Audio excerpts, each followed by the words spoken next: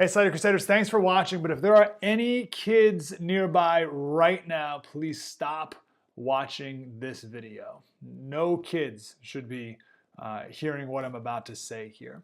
I want to talk about one of the movies that was nominated for Best Picture at the Academy Awards. In light of all the metoo and the child molestation in Hollywood, the fact that this movie got nominated for an Oscar for Best Picture.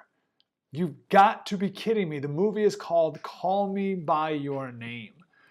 For Hollywood to do this holier-than-thou dance these last few months and then nominate this garbage.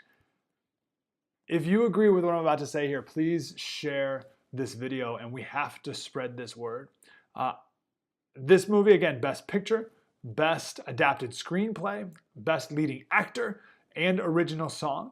The big one, of course, being Best Picture, 96% on Rotten Tomatoes. So here's the plot of this movie. It's about a 17-year-old boy, not 18, could have been 18, not though, 17, living in Italy with his professor parents.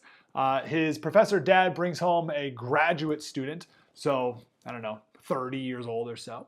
And in this coming of age story, they each have girlfriends, but over time they become more sexually attracted to each other. The older guy brags about having sex with his girlfriend just to gauge the reaction from the 17-year-old.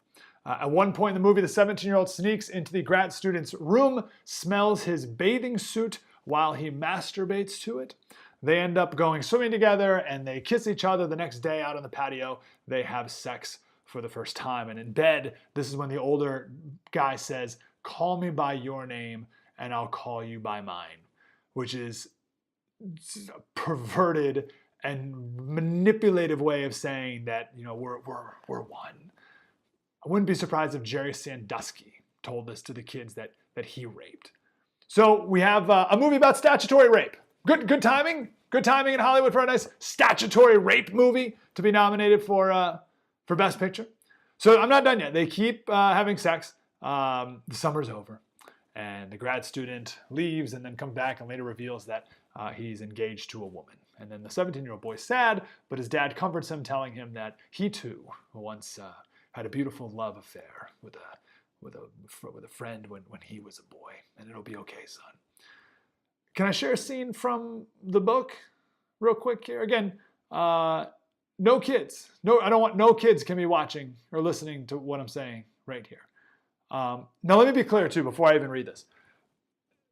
I'm not saying, hey guys, there's this really low budget indie movie that someone made that no one's heard of, and I'm gonna make a big deal about it to prove how righteous I am and holy. This is nominated for Best Picture of the Year, made by a major studio, distributed by Sony, and now given a platform of prominence by the Motion Picture Academy, where everyone, you know, they were just announced yesterday, the nominees, everyone's gonna be talking about it in the next couple of days here about the best pictures.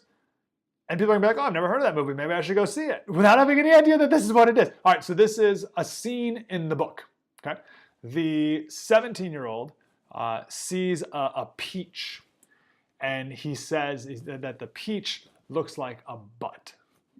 So he fingers the peach, removes the pit, then masturbates inside of the peach. Okay? Leaves it on his desk. The grad student comes in, sees the violated peach. Let me read from the book here. Again, nominated for Best Screenplay Adaptation. This is the 17-year-old. I watched him put the peach in his mouth and slowly begin to eat it, staring at me so intensely that I thought even lovemaking didn't go so far. I could tell he was tasting it at that very instant. Something that was mine was in his mouth, more his than mine now. I don't know what happened to me at that moment as I kept staring at him, but suddenly I had a fierce urge to cry. And rather than fight it as with orgasm, I simply let myself go, if only to show him something equally private about me as well. I reached for him and muffed my sobs against his shoulder.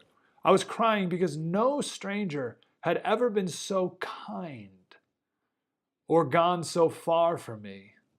I was crying because I'd never known so much gratitude and there was no other way to show it. Movie of the year.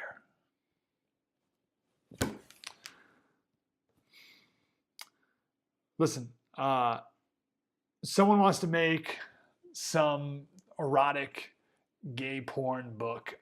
I don't care. I don't care at all. Someone wants to make a movie about it, whatever, sicko. But for the Academy, in the midst of all of this, in the midst of all the sexual abuse of the Kevin Spacey abusing boys, which, by the way, Seth Meyers at the Golden Globes a couple weeks ago made some joke about this movie and Kevin Spacey together. They're laughing about it in the midst of all this child pedophilia allegations throughout Hollywood.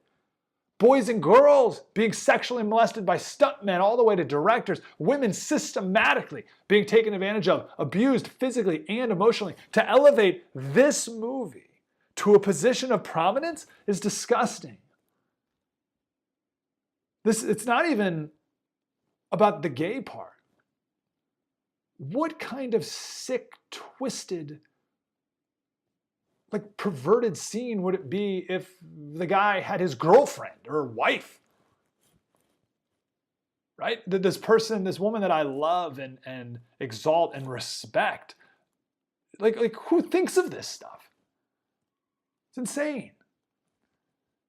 My dad, he never went to the movies, ever.